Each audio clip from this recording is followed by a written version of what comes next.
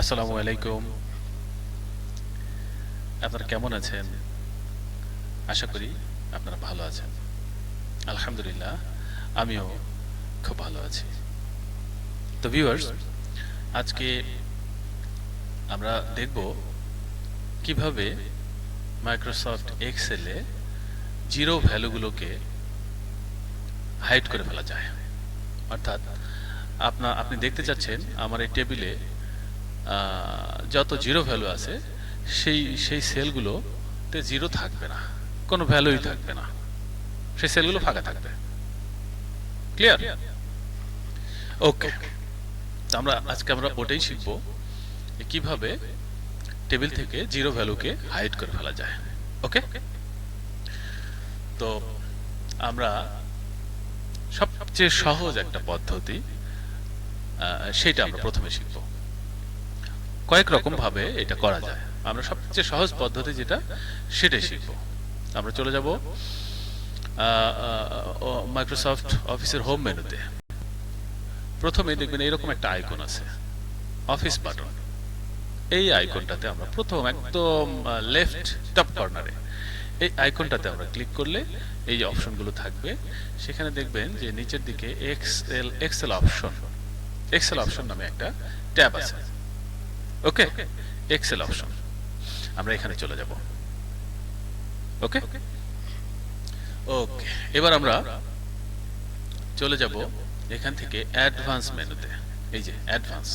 ওকে, অ্যাডভান্সে গেলাম। অ্যাডভান্সে গেলে দেখবেন ডিসপ্লে। এই যে ডিসপ্লেতে অনেক অপশন আছে, অনেক রকম ডিসপ্লে অপশন আছে। ডিসপ্লে অপশনস ফর দিস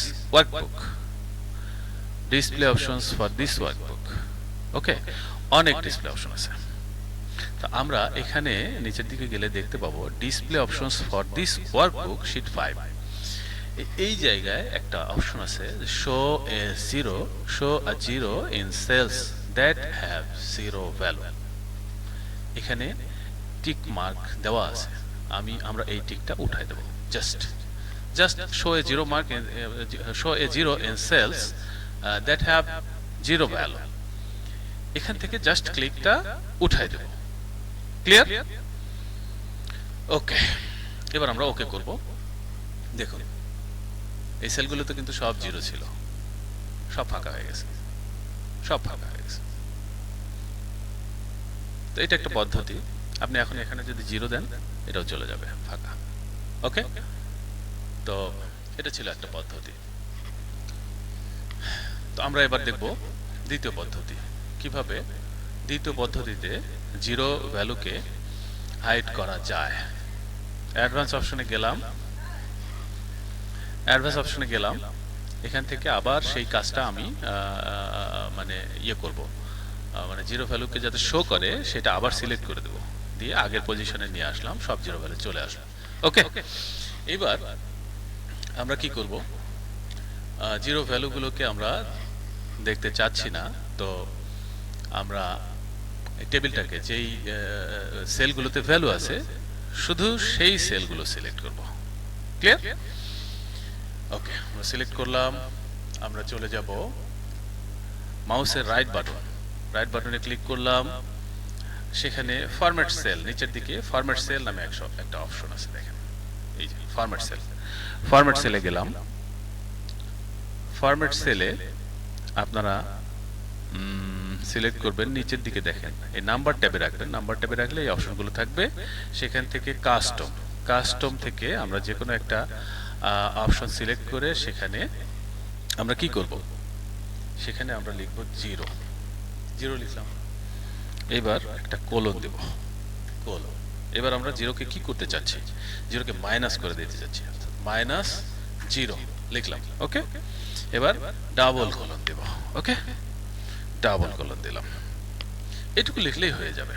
অনেকে আবার লেখে যে অ্যাট দি রেট, আমি দেখেছি অ্যাট দি রেট না দিলেও আপনার এটা হয়ে যাবে। তো আমরা এবার কি করব, ওকে করলাম। দেখেন জিরো ভ্যালু গেলে কিন্তু নাই। ওকে, এটাকে যদি এখন আমি জিরো করি চলে গেল, এখানে যদি ভ্যালু বসে আসবে। ওকে, ক্লিয়ার? ওকে, এটা গেল আরেকটা পদ্ধতি। এবার আমি আন্ডু করে আবার আগের পজিশনে আসি। এবার আমরা যাব তৃতীয় পদ্ধতিতে। তৃতীয় পদ্ধতিতে কিভাবে এই জিরো ভ্যালুগুলোকে হাইড করা যায়। এটা আমার কাছে সবচেয়ে বেস্ট পদ্ধতি মনে হয়, কারণ এখানে এতক্ষণ আমরা যেটা করলাম সেটাতে কিন্তু ভ্যালু, এই সেলগুলো ফাঁকা, এখানে আপনি কিছুই আনতে পারবেন না, ফাঁকাই দেখাবে। কিন্তু আমরা যদি চাই যে এখানে না ফাঁকা না, জিরো যে জায়গায় আছে সেই জায়গায় একটা সাইন থাকবে, ছোটখাটো একটা সাইন থাকবে, টেবিলটা দেখতে সুন্দর লাগবে। তো সেটা এই পদ্ধতির মাধ্যমে আমরা করতে পারি। সেটা কিভাবে? আমরা টেবিলটা সিলেক্ট করলাম, এইবার আমরা চলে যাব কন্ডিশনাল ফরম্যাটিং এ। হোম মেনুতে দেখেন এই যে স্টাইল অপশনে, স্টাইল ট্যাবের মধ্যে কন্ডিশনাল ফরম্যাটিং, এখানে যাব। কন্ডিশনাল ফরম্যাটিং থেকে যাব হাইলাইট সেল রুলস। এখানে গেলে দেখতে পাবো ইকুয়াল টু নামে একটা অপশন আছে, সেখানে চলে যাব। ইকুয়াল টুতে গেলাম। ইকুয়াল টুতে আমরা কি করতে যাচ্ছি? জিরোকে কল করব। দেখেন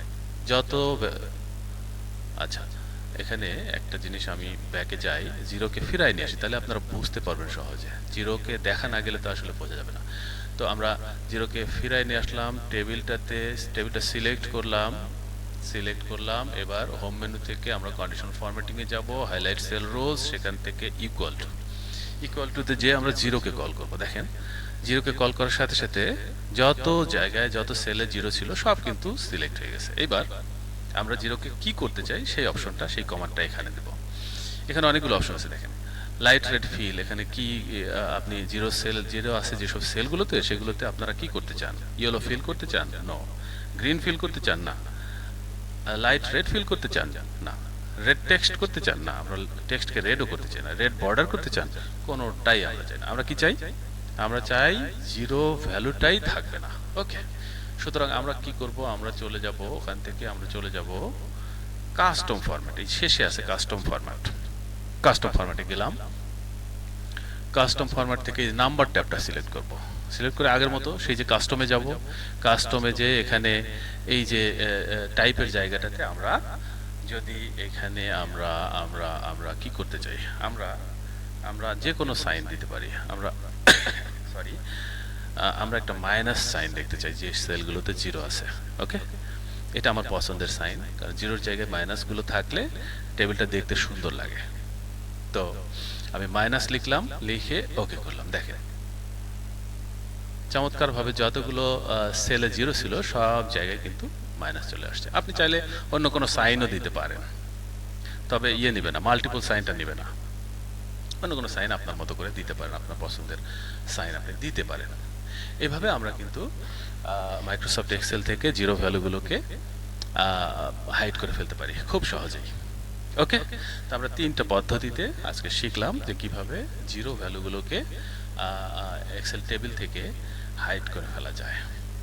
তা আমি এই সম্পর্কিত একটা ভিডিও আমি ইতিমধ্যে আমার গত পরশুদিন আমার চ্যানেলে দিয়েছিলাম, ইজি লার্নিংস চ্যানেলে দিয়েছিলাম, কিন্তু তার সাউন্ড সেখানে সেই ভিডিওটাতে সাউন্ড সমস্যা ছিল। আমি চেষ্টা করলাম আজকে ক্লিয়ার সাউন্ড সহ একটা ভিডিও দিতে, যাতে আপনারা এখান থেকে দেখে উপকৃত হতে পারেন। তো ভিউয়ার্স, কেমন লাগলো ভিডিও কমেন্টে জানাবেন। আপনাদের যদি কোনো প্রশ্ন থাকে কমেন্ট করবেন, আমি আপনাদেরকে রিপ্লাই দিব। আর ভিডিওটি ভালো লাগলে একটা লাইক দিবেন। আর আমার চ্যানেলে যদি আপনারা নতুন হয়ে থাকেন সাবস্ক্রাইব করে রাখতে পারেন। আর পাশে থাকা বেল আইকনটিতে ক্লিক করতে কিন্তু ভুলবেন না, যাতে এই ধরনের ভিডিও আমি আপলোড দেওয়ার সাথে সাথে আপনারা নোটিফিকেশন পেয়ে যান। তো আজ এ পর্যন্তই। টিল দেন, আল্লাহ হাফেজ।